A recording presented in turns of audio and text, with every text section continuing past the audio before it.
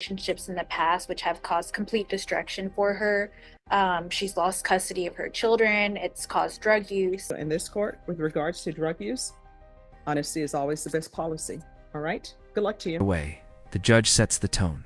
Honesty is key. But here's the tension. When honesty collides with addiction, things get messy fast. Stick around because this case is about to take a sharp turn. Court is calling 2023 CR 3442, State versus Robin Huerta Hernandez. Can I have parties announced for the record for the state? Defense? This is Pauline Portillo for Miss Robin Huerta Hernandez. And are you Miss Hernandez? Yes, All right, and you need to slide over a little bit so that the state will have room. All right, did you review the document entitled Motion to Enter Adjudication of Guilt and Revoke Community Supervision with your attorney? Did you understand it? Yes. Are you the same Robin Huerta Hernandez who was placed on deferred adjudication in 2023 CR 3442 for the offense of possession of a controlled substance, penalty group 1 gram to 4 grams on August 17, 2023 for a period of 2 years? Is that you? Yes. All right, state. Your Honor, we wish to proceed on violation of condition number 4 in Bexar County, Texas. The defendant, Robin Huerta Hernandez, did then and there fail to report to the supervision officer as directed for the months of April, May, June, July, August, and September 2024 in violation of. True, she's admitting to the violation, missing multiple probation check-ins. This isn't a small slip-up. It gives the judge full power to revoke probation and impose prison time. Risky move. Of condition number 4. How do you plead to that? True or not true? True. State. We waive and abandon the remainders. Any objections? No objections, Your Honor. Did you understand by pleading true to violation of condition number 4, the court could find it true, grant the motion, find you guilty, sentence you up to 10 years in prison and up to a $10,000 fine? You need to speak. Yes, Your Honor. Knowing that, do you still wish to plead true to violation of condition number 4? All right, so here's the thing. Let me explain this to you. You've entered a plea of true to violation of condition number 4. Maybe you and your attorney have worked out an agreement. The judge stresses the contract is with the court, not the lawyers. This means even if the defense and prosecution agree on leniency, the judge can still hand down the maximum. Do you think that's fair? Let me know in the comments. With the state. I don't have to follow that agreement. The reason why I don't have to follow that agreement is because you don't have a contract with the state or with your attorney. The contract is with the court, and that contract is your conditions of probation. So by pleading true to violation of condition number 4, I don't have to follow any agreement that has been reached between you and the state. It's just a recommendation, right? So you're looking up, I could revoke you and sentence you to 2 years. I could send you up to 10 years and I can sentence you up to $10,000 fine. Do you understand? Knowing that, do you still wish to plead true to violation of condition number 4? All right, do you want to step back and talk to her some more? No. Yes. Yeah. Okay. Yes, Your Honor. Sure. All right. And you're Miss Hernandez? All right. So you had entered a plea of true to violation of condition number 4. The court explained to you what the implications of the plea of true. And I gave you time to confer with your counsel. So do you still wish to plead true to violation of condition number 4? Do you understand by pleading true to that violation, the court could find it true, grant the motion, find you guilty, and sentence you up to 10 years in prison and up to a $10,000 fine? Knowing that, do you still wish to plead true to violation of condition number 4? And is there a proposed agreement? Judge, so there's not really an agreement. Each side's asking for something different. As far as the state and what the state is asking for, we are asking that you deny the motion. However, we are asking for you to alter and amend her condition. We'll continue her on deferred, but alter and amend her conditions for a 1-year extension and order her to go to safety due to the struggles that she has had with reporting and failing to submit to her DUAs. All right, defense, what are you requesting? Judge, we're asking for the extension of the 1 year as well, but instead of safety, we're asking for some form of supportive outpatient treatment. Since Miss Huerta Hernandez was released, she's been doing almost daily NA meetings online. She's been checking in with Miss Lanier, her pretrial supervision officer, which I have an email from her in Defendant's Exhibit 1 that she's been in full compliance, no violations on her GPS. Any I've objection had a to? chance to review it. I have no objection. All right, I'll review that. And the MTR alleges drug use in February, but The turning point. The defense argues homelessness and abusive relationships played a role. But will the judge buy it or see it as another excuse? Let's find out. Intro. there have been no positive tests since then. I do intend to call Mr. Mike Hernandez, her fiance, and Miss Hernandez herself to explain the non-reporting. I urge the court, if they're between making a decision between SafeP and what I'm asking for, which is a supportive outpatient program, that they send Miss Huerta Hernandez for drug testing. I do believe she's going to come up negative. And I do believe that I'm going to put on some evidence. So why hasn't she been reporting? Judge, it seems like around the time that she stopped reporting in March, she was dealing with some homelessness. And she recently connected with her fiance, and she's now living with him, which was not a circumstance back when she stopped reporting.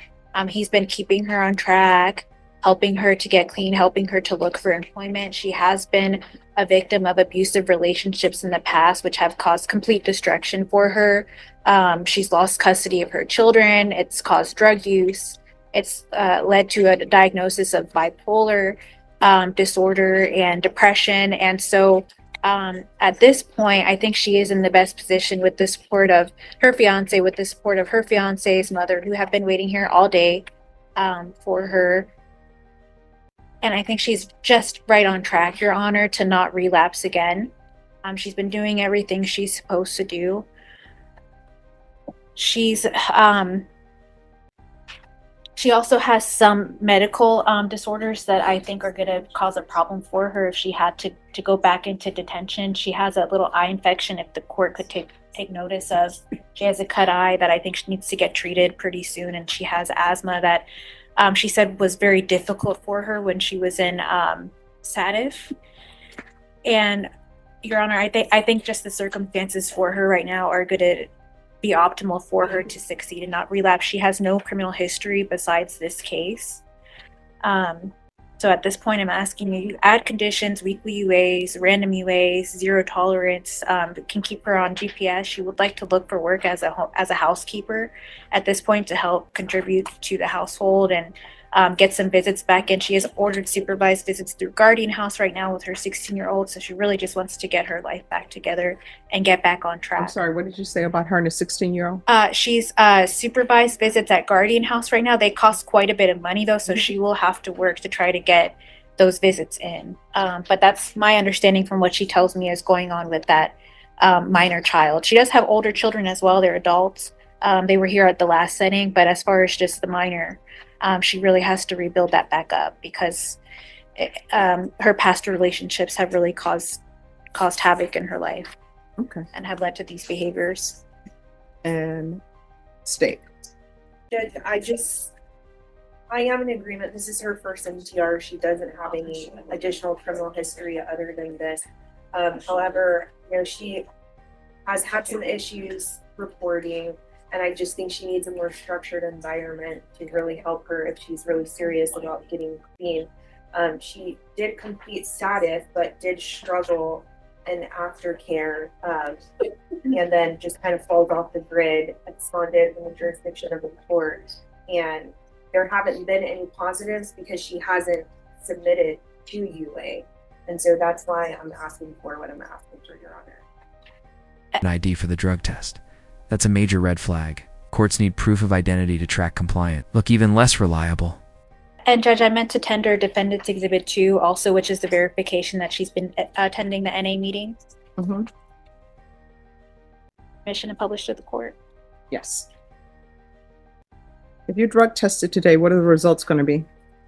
Negative. All right, you're going to go do a drug test today. Bashan, she's going to go do a drug test with felony drug court. So if you could have her go, and I'm going to send you some information of who to contact, and they're going to want a photo ID. So if someone can, do you have a photo ID? I don't, Your Honor. Oh, they can take a photo, somebody take a picture of her and give it to them. Just send it. All right, we're going to come back with this. And she's in custody because she's late, correct? And you're on GPS and you're late. Why were you late? There was a long line outside, Your Honor. To get in on the courthouse, I was All right, here. So deputy, what we'll do is we're going to release her so she can go and do her UA. All right? Judge, will she be brought back here today? So should I just go ahead and Oh, wait? no. Yes, wait. She's going to go straight over there and she's going to come straight back. Her fiance is here. I'm sure he can drive her. Yeah, sounds good. Oh, I'm sorry, but her counsel, I should wait, right? Yes. For her to come back. Okay. And if you speak to Miss Abrams, she'll tell you where you need to go. Oh, and counsel, your exhibit you wanted me to review? Thank you. Thank you. All right, and this is State of Texas versus Robin Huerta Hernandez. You entered a plea to violation of condition number 4. You entered a plea of true. The court ordered a UA, and you informed the court that you would be negative. I'm sorry? Want to relax, and I sorry this for me. And ask for you to get these, and I do want to change. I am changing. I have changed. And there it is, the gavel drops. Despite all the pleas, the judge revokes her probation and sentences her to prison. A harsh reminder that missed check-ins can outweigh personal struggles in the eyes of the court. People had places and things. I do have support now, family support, and nobody knew. I thought it would pick up me, and I'm sorry for lying. I do want to change, but I thought it I am. All right. All right. Is there anything else from the state or the defense? Nothing. All right. You've been missing for many months. That's what your plea of true was. I was informed that you were going to be clean, that you've been doing great work, but you were not clean. The court is going to grant the motion. The court is going to find you guilty. The court will revoke, request the therapeutic community. How much time are you asking for, state? Defense, what are you asking for? All right. The court will sentence you to 3 years in the prison, give you credit for any time served, and the court will retain jurisdiction. Did you review the document entitled Trial Court Certification of Defendant's Rights to Appeal with your attorney? Did you understand it and sign it? Right. You do have a limited right to appeal. That right to appeal is as it relates to the allegations in the motion, not the fact that you are on deferred adjudication. Because this is a felony conviction, you're not allowed to own or possess any weapons or ammunition. If you have a question over what a weapon or ammunition is, you'll need to speak to an attorney. Do you understand? All right, we can go off the record. Good luck to you. I will tell you, in this court, with regards to drug use, honesty is always the best policy. All right, good luck to you.